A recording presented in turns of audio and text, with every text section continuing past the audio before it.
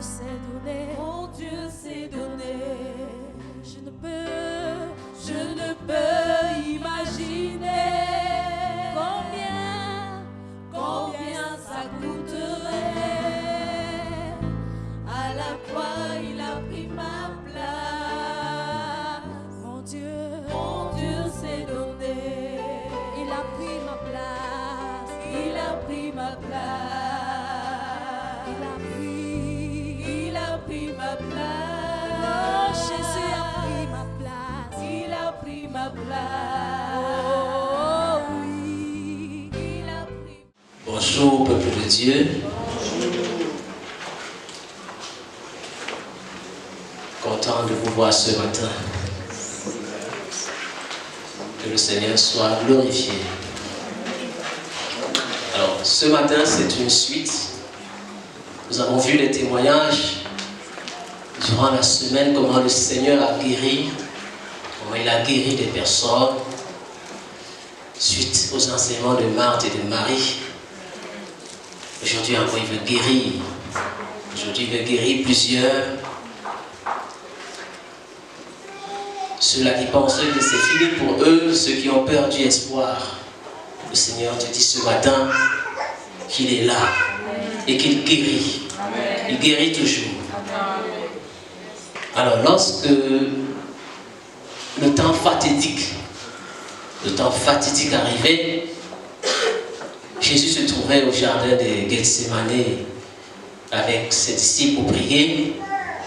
Et là, on l'a saisi pour le traîner devant les hommes, pour le traîner devant le tribunal des humains. Les humains l'ont jugé. Et les soldats romains l'ont flagellé, selon ce que la parole nous dit. Après l'avoir lié, ils l'ont frappé. Ils le frappèrent partout sur le corps avec des fouets. Et sur ces fouets étaient attachés des morceaux d'acier qui étaient aiguisés comme des lames. Aiguisés comme des lames. C'est avec ce fouet qu'on frappait le Seigneur. Bien évidemment, le sang a coulé. Son sang a coulé à flot. Et pendant que ce sang coulait, le sang de Jésus parlait.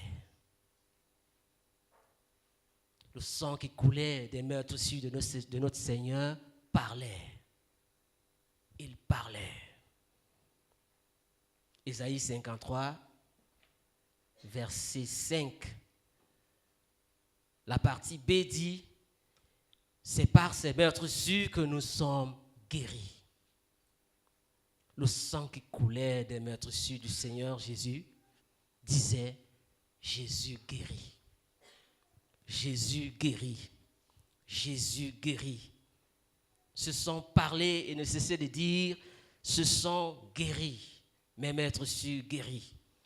Non seulement il guérit physiquement, mais également il guérit l'âme. Il guérit l'âme.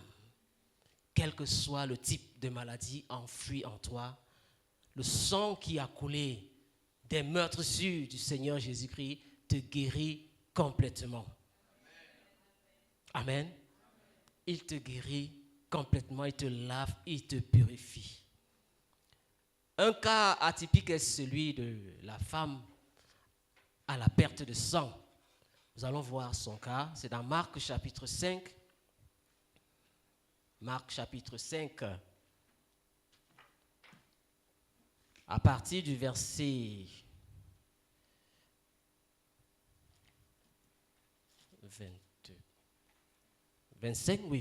25.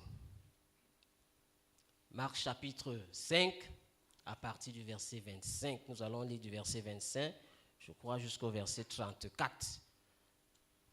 Si on peut nous livrer lecture.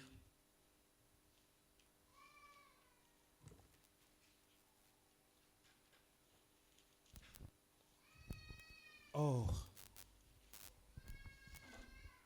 il y avait une femme atteinte d'une perte de sang depuis 12 ans.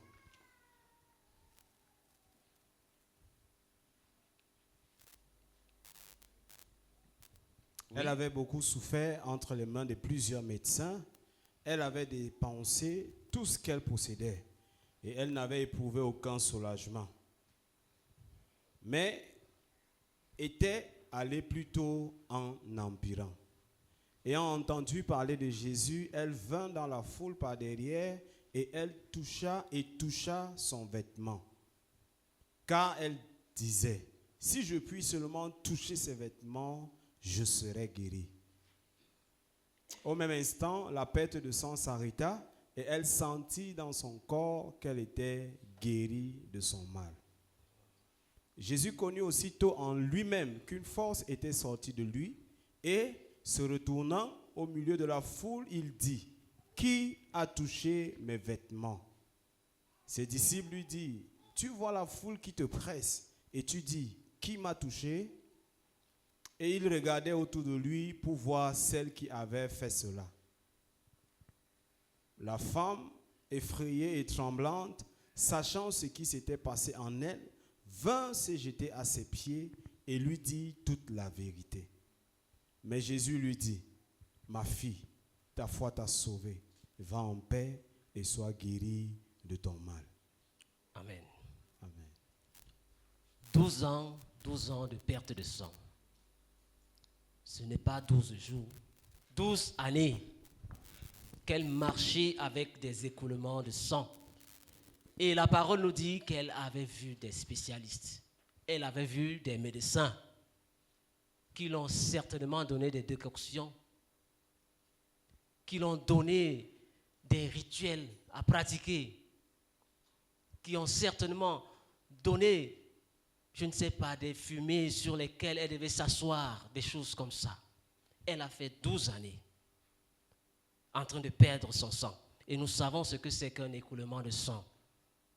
Lorsque on a des enfants qui manquent de sang, nous voyons comment ils sont pâles, nous voyons comment ils sont fatigués, nous voyons comment ces personnes sont tristes. Ces personnes sont presque mourantes. Alors, pour avoir perdu son sang, cette femme devrait également être très pâle. Elle devrait être très chétive. Elle devrait être amaigrie. Elle devrait être désespérée. Parce qu'ayant marché partout, ayant marché auprès des médecins sans trouver succès, sans avoir la suite à son cas. Pire encore que son état physique, la conséquence de cette maladie était plus grave parce que cela jouait dans son psychique. Lorsqu'on lit dans le livre de Lévitique, cette femme qui avait perte de sang était expulsée de la société. Cette femme qui avait la perte de sang était déclarée impure. Étant impure, elle n'avait plus le droit de partager le lit, le même lit que son mari. Parce que le lit dans lequel elle devrait se coucher était aussi impur. Le siège sur lequel elle devrait s'asseoir devenait impur. Les ustensiles de cuisine qu'elle touchait devenaient impurs. Tout ce que cette femme touchait devenait impur. Et toute personne qui osait la toucher était également déclarée impure. Vous voyez ce que cela pouvait faire en elle. La charge externe, même pas la maladie, les conséquences de cette maladie, ce que cela pouvait faire à cette femme. Ainsi, durant 12 années, elle ne pouvait plus toucher à ses enfants. Ses propres enfants, elle ne pouvait plus les toucher. Comme j'ai dit, elle ne pouvait plus dormir avec son époux dans le même lit. Elle était expulsée. Peut-être ce dernier avait même pris une autre femme. Parce que la polygamie était permise. en ce temps, voyez-vous, rejetée, expulsée de la maison. Elle était complètement désespérée. Le pire encore, c'est que cette femme n'était même pas la bienvenue chez Dieu. Oui, parce qu'il était interdit qu'elle mette les pieds dans les synagogues. Il était totalement interdit pour un cas pareil. Est-ce qu'il y a des personnes qui sont désespérées comme cette femme? Elle avait totalement perdu espoir. Elle avait perdu espoir de vivre. Mais un jour, elle a entendu. Elle a entendu parler de Jésus. Le verset 27 nous dit, ayant entendu parler de Jésus, elle vint dans la foule par derrière et toucha son vêtement. Pourquoi? Car elle disait, si je puis seulement toucher ses vêtements, je serai guérie. Elle a entendu certainement dire que Jésus guérit, parce qu'il guérissait. Elle a entendu dire qu'il ressuscitait. Elle a entendu dire que le Seigneur faisait marcher les paralytiques, qu'il libérait les possédés. Elle a entendu toutes ces paroles. Et lorsqu'elle a entendu cela, elle a dit, voici l'opportunité. Voici l'opportunité à saisir. Alors que les hommes m'ont abandonné, mon Dieu me tend la main. Alors que les hommes m'ont déclaré maudit, mon Dieu m'est béni. Alors que les hommes m'ont expulsé de la synagogue, Dieu qui est lui-même le temple m'appelle à lui. Cette femme, elle ne s'est pas contentée d'écouter. Elle ne s'est pas contentée d'entendre ce que les gens disaient du Seigneur Jésus. Non. Elle a dit, si je puis toucher, si je puis le toucher, je serai guéri. Ce n'est pas parce que tu as entendu dire que Jésus sauve que tu es automatiquement sauvé. Ce n'est pas parce que tu as entendu dire que Jésus guérit que tu es automatiquement guéri. Non. Tu dois te mettre en activité. Tu dois te lever et te mettre en activité. Alors, ayant entendu parler, elle s'est dit, si je puis seulement toucher ses vêtements, je serai guérie.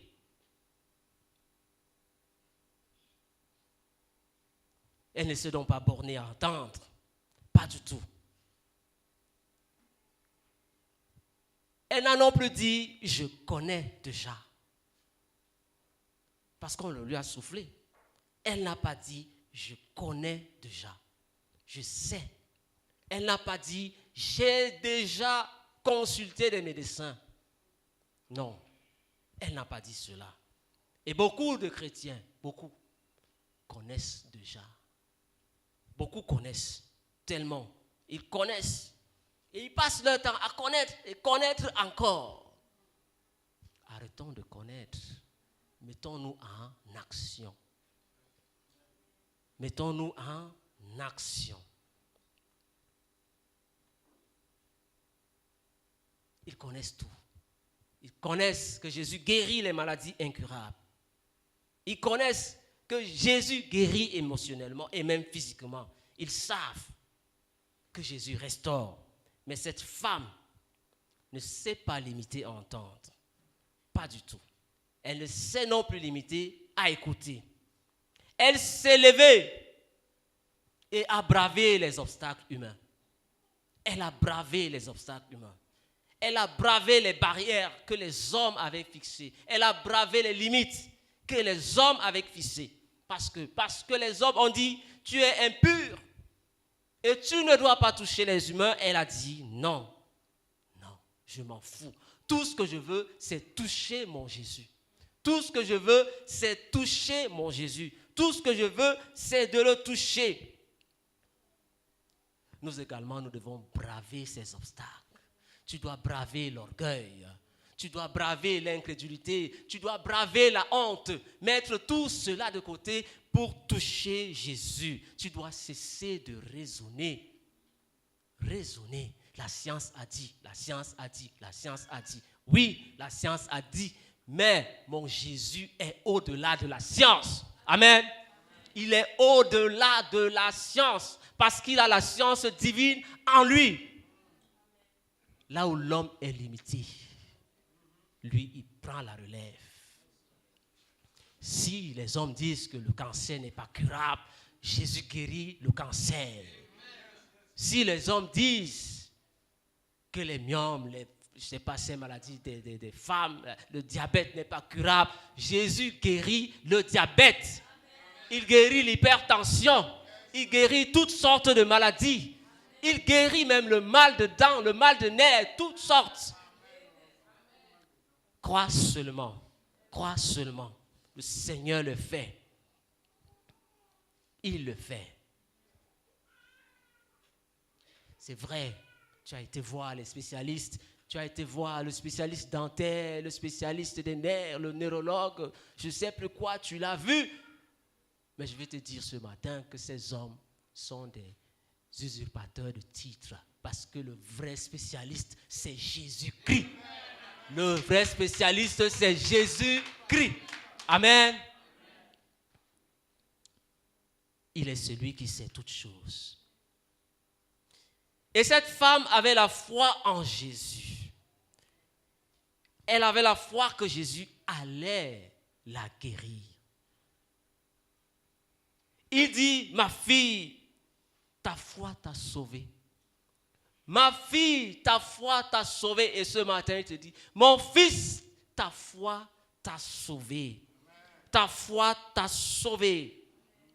Elle avait la foi.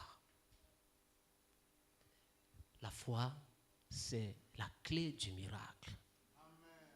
Amen. La foi en Christ, c'est la clé du miracle. Si tu veux voir un miracle dans ta vie, aie la foi en Jésus-Christ. Amen. Aie la foi en Jésus-Christ. Ne te borne pas à écouter ce que les gens ont dit.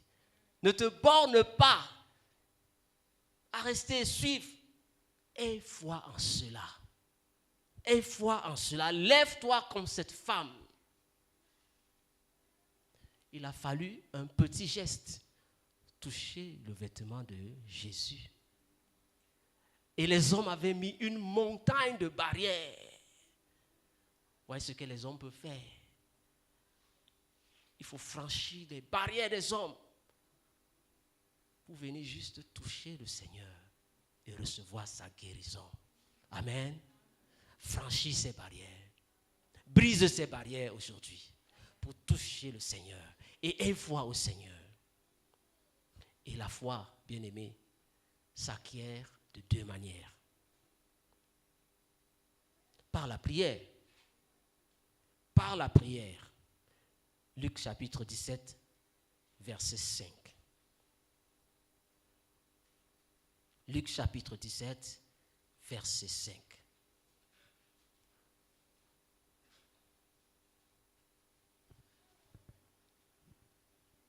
Les apôtres dirent au Seigneur, augmente-nous la foi. Amen. Les apôtres dirent au Seigneur, augmente-nous la foi. Tu vas avoir la foi. Revois ton temps de prière. Passe du temps avec le Seigneur. Aime passer des moments de qualité avec lui. Comme l'a dit le révérend Beldo en début janvier.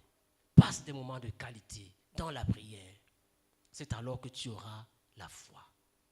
La deuxième manière d'avoir la foi, c'est par la parole. Vous voyez qu'on tourne toujours dans la parole. C'est par la parole. Romains chapitre 10, verset 17. Romains chapitre 10, verset 17. Ainsi, la foi vient de ce qu'on entend, et ce qu'on entend vient de la parole de Christ. La foi vient de la parole de Christ. Et ceux qui ne méditent pas, toi qui n'ouvres jamais ta Bible, parce qu'il y en a ici, il y en a, qu'on ne nous trompe pas. Comment auras-tu la foi pour déplacer les montagnes? Comment auras-tu la foi? Tu ne pries pas, tu ne médites pas. Comment auras-tu la foi? Bien-aimé, revois ton temps de méditation. Amen. Revois ton temps de méditation. Revois ton temps de prière. Priez partout. Priez en tout lieu. Même dans vos lieux de service. Priez même pendant que tu es en train de travailler. Parle au Seigneur. Parle-lui. Parle-lui. Arrêtez les murmures. Arrêtez les plaintes. Mais parlez. Passez du temps avec lui. Pourquoi vous murmurez? Pourquoi? Tu murmures sur ta situation. Au lieu de l'adorer, comme le disait maman tout à l'heure, adore-le. Même quand c'est dur, adore-le. En murmurant, tu te fais des problèmes. Tu blesses ton âme toi-même. Tu te mets dans des situations encore difficiles. Mal d'estomac, comme même dit le Père. Adore le Seigneur. Même quand c'est difficile, adore. Prends ta Bible, lis. Au lieu de passer le temps dans WhatsApp, Facebook, Twitter, je ne sais pas quoi encore, vous aimez trop ça. Lisez la parole guérit, bien-aimé. La parole guérit. Moi, je suis un témoignage vivant. Et mon épouse, là, elle peut témoigner. J'étais toujours malade. Tous les septembre, rentrée scolaire, j'étais malade. Oui, j'étais malade. Mais depuis que j'ai commencé, comme disait Ézéchiel, à aimer ces histoires, à aimer la parole, à passer du temps, je ne connais plus ce que vous appelez paludisme. Parce que Jésus il est en moi. Il est en moi. Et par ses meurtrissures, je suis guéri. Je suis guéri. Et il peut le faire pour toi également. Il peut le faire pour toi. Je vais t'inviter, bien-aimé, à commencer à rendre grâce au Seigneur. Rends grâce au Seigneur. Rends grâce au Seigneur. Pour son sang précieux versé pour toi sur la croix. Ce sang qui parle en ta faveur. Ce sang parle en ta faveur. Commence à rendre grâce. Dis-lui merci, Père. Merci pour ce sang. Ce sang par lequel je trouve la guérison. Ce sang par lequel ma famille trouve la guérison. Seigneur, merci pour ce sang. Rends-lui grâce. Rends-lui grâce. Parce que ce n'est pas anodin. Ce n'est pas pour rien que ce sang a coulé. Ce n'est pas pour rien, bien-aimé.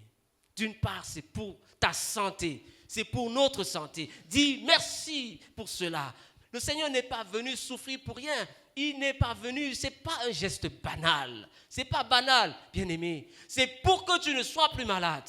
Dis merci au Seigneur. Dis merci au Seigneur. Et commence à confesser. Confesse la guérison dans ta vie. Confesse la guérison. Confesse la guérison. Parce qu'il te dit, par ses meurtrissures, tu es guéri. Confesse, dis, je suis guéri. Par les meurtrissures du Seigneur, je suis guéri ce matin.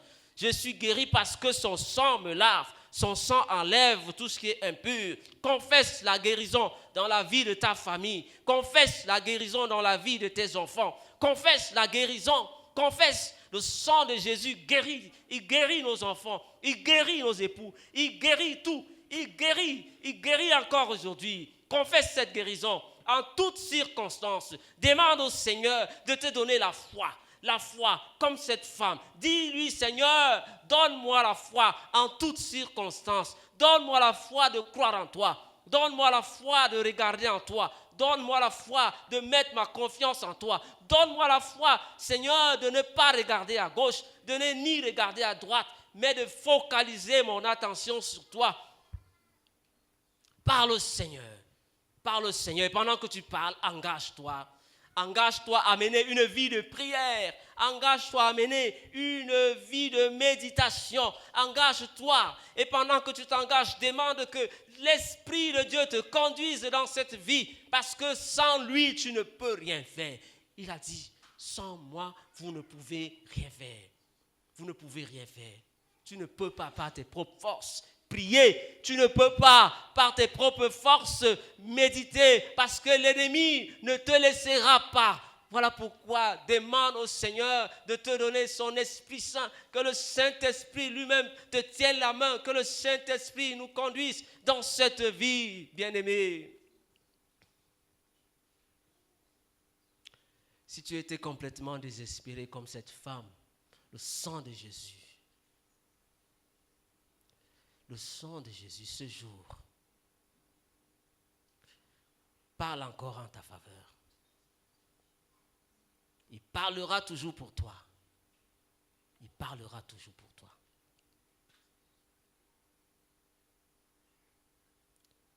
Pendant que tu t'apprêtes à communier encore avec le Seigneur, dis-toi que son sang t'a guéri, que son sang te guérit, que ton sang efface, nettoie toutes les traces de maladie en toi. Ce jour, tu sors d'ici étant guéri.